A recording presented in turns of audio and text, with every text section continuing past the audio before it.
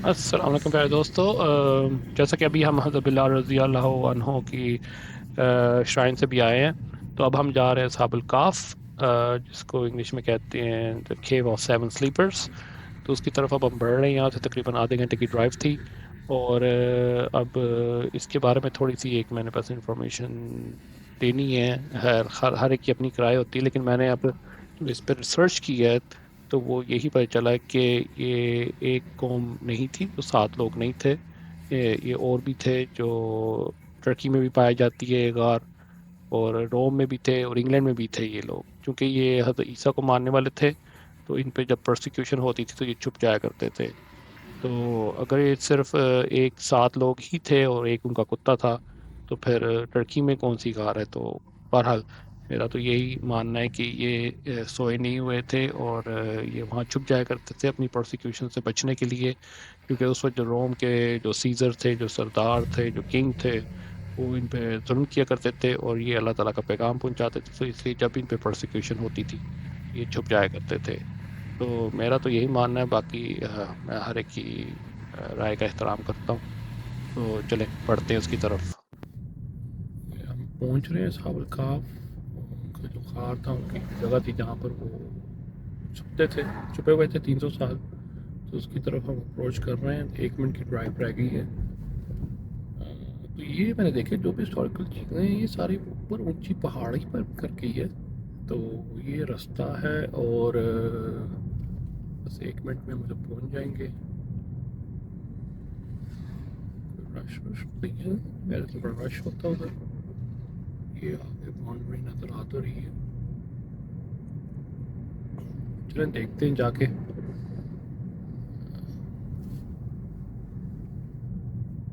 Piece of history. जो सूरत काफ खूबसूरत भी है, ये सारा एरिया बाहर से।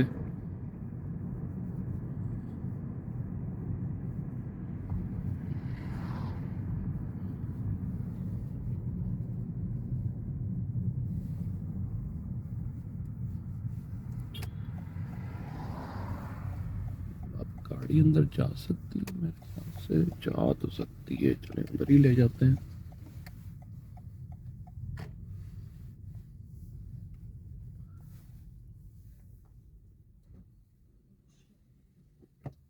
पार्क करते हैं गाड़ी।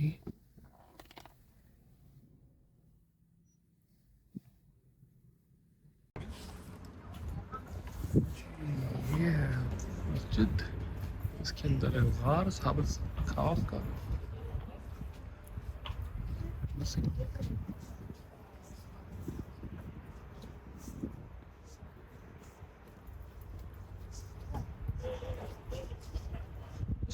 ऐसे ही है।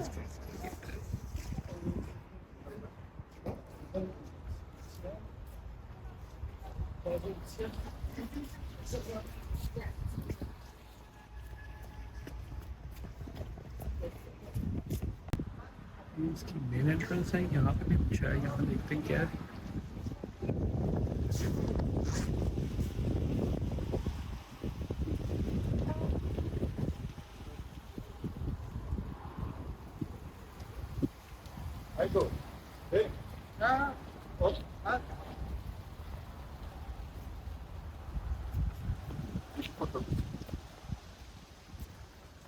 What is it?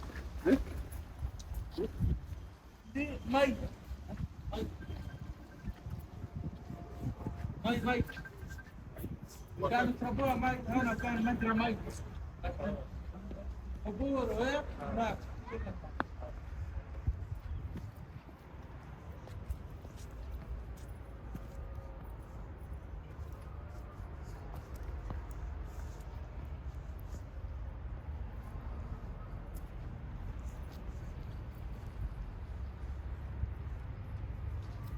एक छोड़ो।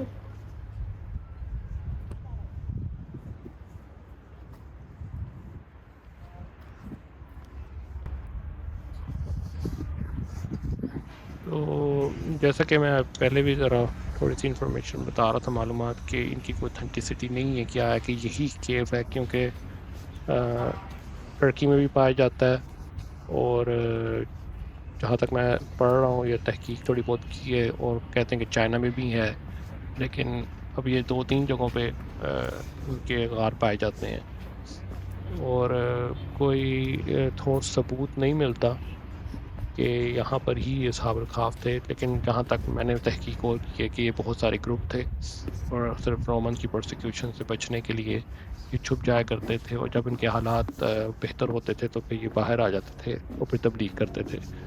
तो अगर आप हिस्ट्री पढ़ेंगे तो क्योंकि ये हज़रत ईसा को मानने वाले थे, ईसाई थे, तो आप देखेंगे इनकी हिस्ट्री में कि ईसाईयत तकरीबन 300 साल के बाद ही फैलना शुरू हुई है, जब उनको कामयाबियाँ हासिल हुई हैं। तो यही मकसद था कि 300 साल या 309 साल इन पे जब प्रोसिक्यूशन होती थी तो छुप जाया करते थे, और जब इनके हालात अच्छे होते तो फिर बाहर आ जाते थे। तो ये सोने से मुराद यही है कि वो छुप जाया करते थे, ना कि वो एक्चुअली सोए हुए थे। तो क्योंकि मैं समझता हूँ ये कोई मज़हब है जो हमारा, कि अल्लाह ताला कोई फेरी टेल स्टोरीज का नहीं है, सब लॉजिकल बातें होती हैं। तो जैसा कि इस आयत से एक साफ ज़ाहिर होता है कि इनकी गिनती, इनकी तादाद कितनी थी, तो वो भी कुरान में अल्लाह ताला ने रसूल सल्लल्लाहु अलैहि वसल्लम को फरमाते हुए ये तर्जुमा मैं उस पढ़ता हूँ, सूरह काफ की आयत नंबर 23 है। उसमें लिखा हुआ है, ज़रूर वो कहेंगे कि वो 3 थे और चौथा उनका कुत्ता था, और वो बिन देखे तखमीनन कहेंगे कि वो 5 थे और छठा उनका कुत्ता था, और कहेंगे कि वो 7 थे और 8वां उनका कुत्ता था।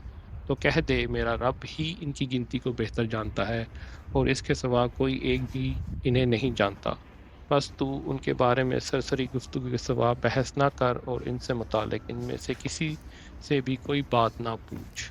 जब अल्लाह ताला ने हज़ूर सल्लल्लाहु अलैहि वसल्लम को ही कह दिया है कि इस पे बस सरसरी सी बहस करो और ज़्यादा इस पे पूछ-पूछ करने की ज़रूरत नहीं है, तो हमें भी मेरे ख्याल से बस जो कह रहे हैं उस पे ही मान लेना चाहिए। अब जॉर्डन में थे या टर्की में थे या चाइना में थे, तो अल्लाह ताला ने इसकी मज़ीद तफ़सील दी नहीं, हम बस क्रास राइयाँ कर सकते हैं। लेकिन बहरहाल एक जगह थी, हिस्टोरिकल थी, तो इसलिए अच्छा लगा देख के। तो आप भी इसको एंजॉय करें। तो अभी इंशाल्लाह थोड़ी देर में हम अंदर जाएंगे, अभी वो बंद है, तो आप एंजॉय करें।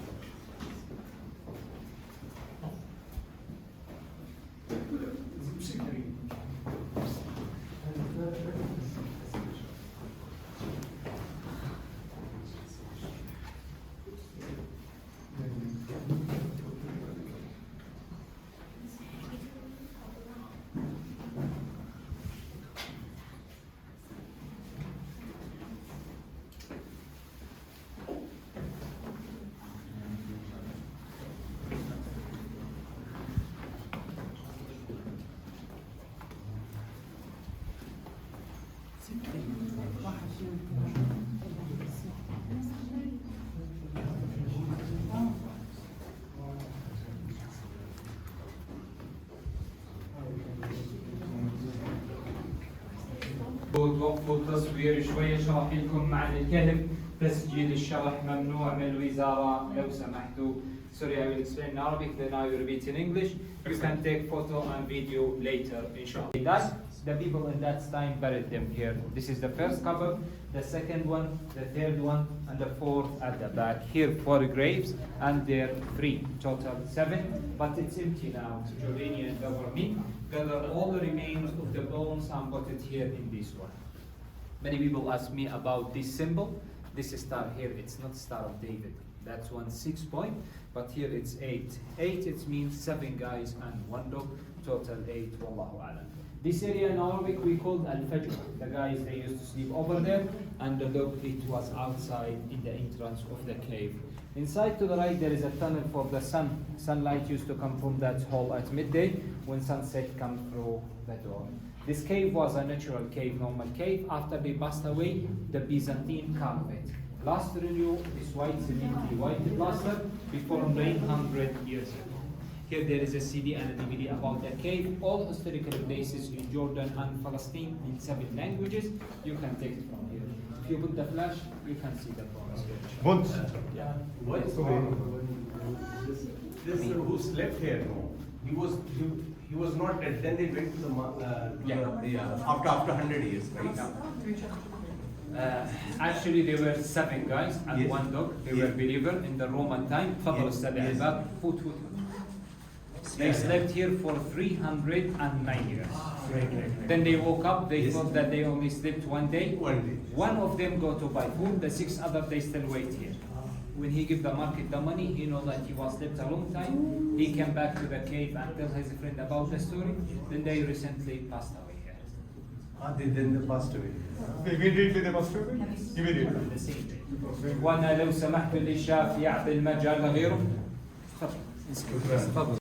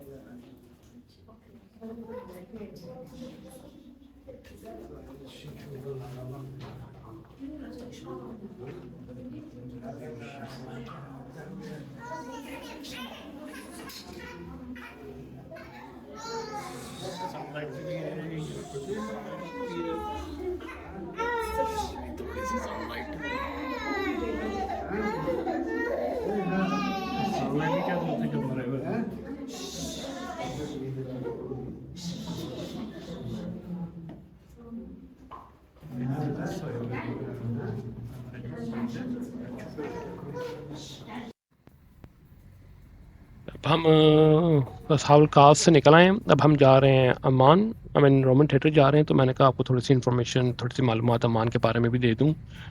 अमान जो है वो जॉर्डन का कैपिटल सिटी है और सबसे बड़ा शहर है जॉर्डन का। और ये इसकी अगर हिस्ट्री में जाए तो ये तकरीबन 4000 से 3000 BC में ये वजूद में आया था। और कैपिटल था एक सेमेटिक पीपल थे जिनका नाम था एमोनिटीज़, जिनका बाइबल में भी जिक्र है। और उनके नाम पर फिर शहर का नाम रखा था अमोन, जो कि बिब्लिकल नेम है। और अमोन का मतलब होता है रॉयल सिटी। तो उसके बाद फिर काफ़ी सालों तक ये सेंचुरी डिक्लाइन रहा। और फिर इजिप्शियन किंग था एक, तो फिर उसने इसका नाम अमोन से फिलाडेल्फिया रख दिया। और ये नाम फिर बिजेंटीन और रोमन टाइम में भी ना यही नाम इस्तेमाल होता रहा है।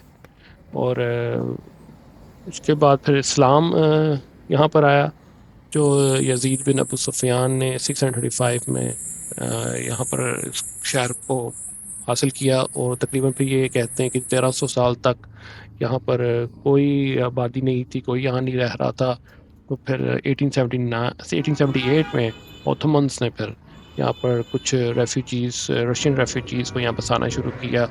और एक छोटा सा फिर गांव बना। और और उसके बाद फिर फर्स्ट वर्ल्ड वॉर के बाद और सेकेंड वर्ल्ड वॉर के बाद फिर जब यहाँ पर फ़लस्तीन और इसराइल का जब इशू चला तो यहाँ काफ़ी फिर लोग रेफ्यूजीज बनकर आए थे। और अभी हम चूँकि रोमन थिएटर जा रहे हैं, और रोमन थिएटर तकरीबन भी रोमन्स के ज़माने में ही बनाया था, और जैसे आप ये देख रहे हैं बहुत ही स्टीप है, बहुत ही ऊंचा है, तो अच्छा खासा टाइम लगा था मुझे ऊपर जाने का। और इसकी हिस्ट्री है कि इसमें तकरीबन 6000 सीट्स हैं, 6000 लोग बैठ सकते हैं, और ये सेकंड सेंचुरी में रोमन्स ने बनाया था। हम रोमन कैथीड्रल थिएटर पहुंच गए, काफ़ी ऊंचा है, अच्छा खूबसूरत है, और बहुत जड़ी इसकी फ़ीस है, लेकिन अगर आपको जॉर्डन पास है तो फ्री है। तो अच्छा व्यू है, अच्छी जगह है। ये देखते हैं सराउंडिंग्स, ये काफ़ी अच्छी जगह बनाई है। मुझे क्या है तस्वीर खिंचवानी है तो कैसे एक नज़र कुछ जॉर्डन का है।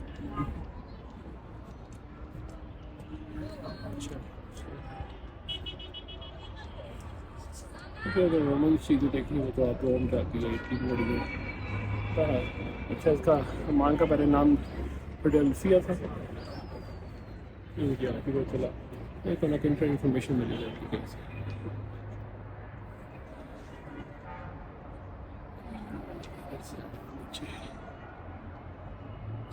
शॉट लगती है।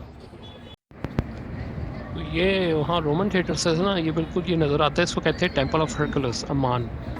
तो ये बहुत हिस्टोरिकल प्लेस है, और अमान सिटाडेल अमान में ही है, ये बिल्कुल उसके सामने है।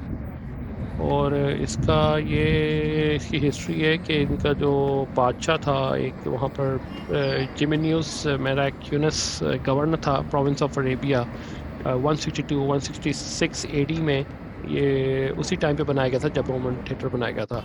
मैं जा नहीं सका ऊपर, तो सिर्फ दूर से ही शॉट ली थी। और ये देख लें अब थोड़ा सा, मैंने कहा चले वो एक और रेस्टोरेंट है जहाँ पर जो हाशिम है, बहुत ही मशहूर रेस्टोरेंट है अमान का, वहाँ जा रहा था। और ये रोमन थिएटर से मेरी तकरीबन 10-15 मिनट की वॉक थी सिर्फ। तो ये थोड़ा सा मैंने कहा नज़ारा कर लें अमान का डाउनटाउन, और गहमा गहमी और लोग देख लें, और स्ट्रीट वॉक करूँगा तो देख लें कि उसकी सराउंडिंग्स क्या है। तो अब हम जा रहे हैं हाशिम रेस्टोरेंट में, और ये वही हाशिम रेस्टोरेंट है जहाँ अबरार भाई भी गए थे एक दफ़ा, तो उन्हीं की वीडियो से मैंने देखा था। और था तो उनके पास वही हुम्मस फूल और falafel, my favourite dish as you know. तो अभी हम उसकी तरफ जाएंगे, बस आप ये थोड़ा सा शहर का नज़ारा कर लें।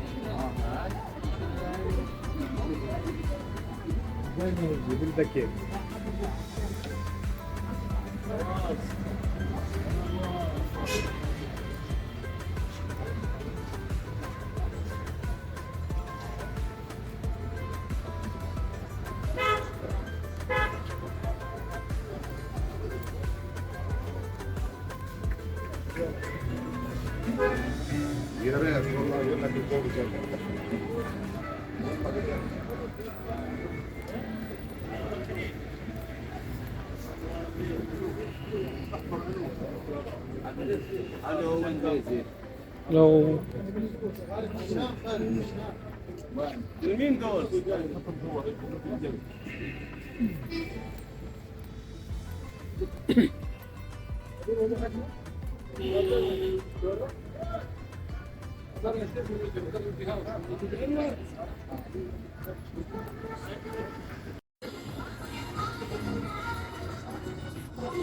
ये अब हम हाशिम रेस्टोरेंट के करीब है, बस मैं ख्याल से करीब ही है। ये ग्रीन ग्रीन जहाँ चांद के लिए नज़र आ रहा है ये रेस्टोरेंट। तो मैंने कहा चलो ट्राई तो करें, और काफ़ी मशहूर है ये जॉर्डन अमान में। तो वहाँ से सिर्फ तकरीबन 10-15 मिनट की वॉक थी रोमन थिएटर से। तो ये देखिए थी ये है जी हाशिम रेस्टोरेंट।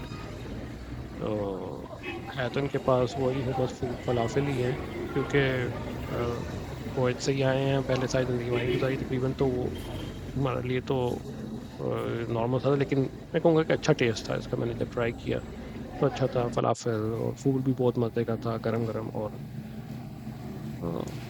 और ये देखिए यहाँ पर फलाफल मैंने पहली तो मरतबा देखे कि मशीन से फलाफल बन के वो तेल में जा रहे हैं, वहाँ पर फ्राई हो रहे हैं। नॉर्मली मैंने सारी उम्र यही देखा है कि वो हाथ से ही बना के ना वो तेल में डाला करते थे, लेकिन ये अच्छा उन्होंने इन्वेंशन की है।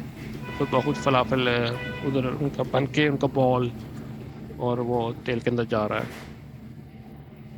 तो ये है कि यहाँ पर तस्वीर काफ़ी सेलिब्रिटीज़ की लगी थी, और ये यहाँ पर जो इनके किंग हुसैन थे और जो उनका आजकल जो किंग है और उनकी अहलिया, और वो भी यहाँ पर आके उन्होंने भी हाशिम रेस्टोरेंट से खाना खाया है, और मशहूर रेस्टोरेंट है। तो किंग हुसैन, फिर किंग अब्दुल्ला, और आगे से तो यही वो जगह है जहाँ इब्रार भाई ने भी बैठ के खाया था। वो सामने वो जगह नज़र आ रही है, मैंने उनकी वीडियो में देखा था। वो यहाँ शायद जुलाई 2022 में गए थे, और मैं यहाँ दिसंबर 2022 को आया था। तो वो तो फिर जैसे आपको पता ही है, हुमस फलाफल फूल खाने के बाद क्या होता है, वो होता है कुनाफा। तो ये भी बहुत काफ़ी मशहूर रेस्टोरेंट है जॉर्डन का, हबीबा इसका नाम है। तो मैंने कहा फिर कुनाफा तो बनता ही है। फिर आखिर में ज़रूर विज़िट, तो काफ़ी अच्छी खूबसूरत शॉप थी, और काफ़ी बकलावा और अरबों में फिर जाओ तो ये चीज़ें तो वहाँ पर आम है, लेकिन ये अच्छा रेस्टोरेंट था। लेकिन साफ़ बात है, मैंने जब उससे कुनाफा लिया तो वो मुझे तो इतना मज़े का नहीं लगा। मैं बड़े एक उम्मीद से आया था, और मैंने कहा पता नहीं बहुत मज़े का होगा, लेकिन अब यकीन करें मुझे इसका बिल्कुल मज़ा नहीं आया। जैसे कि मेरी पॉलिसी होती है कि मैं आपको कोई फ़ोटो दिखा दूँ जहाँ मैं वीडियोस नहीं बना रहा, लेकिन नेक्स्ट टाइम जब मैं जाऊँगा तो ज़रूर बनाऊँगा। तो ये था हाशिम का एंट्रेंस, और ये था मेरा खाना, हुमस फलाफल मुखल्लल और लबनानी रोटी। बड़ा मज़ा आया खा के। और ये जगह थी जहाँ इब्रार भाई जब गए थे हाशिम, तो यहाँ बैठ कर उन्होंने खाना खाया। तो मैंने कहा इसकी भी शॉट ले लूँ, मतलब कोई मुलाकात हुई। तो ये काफ़ी तस्वीर लगी हुई थी रेस्टोरेंट में, किंग अब्दुल्ला, किंग हुसैन की।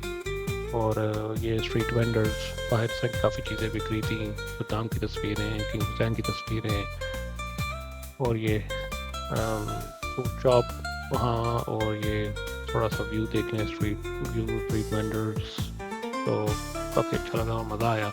और ये हबीबा रेस्टोरेंट का आउटर एरिया था, तो यहाँ से कुनाफा खाना था जो कि मुझे बिल्कुल पसंद नहीं आया। और ये एज यूजुअल वहाँ के बकलावा और स्वीट शॉप और हलवायात एक है। तो ये ट्रिप था। तो आने वाला ट्रिप, जैसे आपको पता है, ये मेरा आखिरी दिन था अम्मान में और जॉर्डन में। अब कल इंशाल्लाह हम जाएंगे इसराइल की तरफ।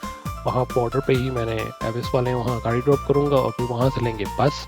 तो उसके बाद जाएंगे इसराइल, और वो फिर आपको सुनाएंगे वाक़या और एक्सपीरियंस शेयर करेंगे कि वहाँ पर क्या हुआ। तो मैं भी बहुत एक्साइटेड हूँ, इस एपिसोड का मैं इंतज़ार कर रहा था, यकीन आप भी कर रहे होंगे। तो वो वाकई एक बहुत ही एक्सपीरियंस एक अलग किस्म का था। So stay tuned.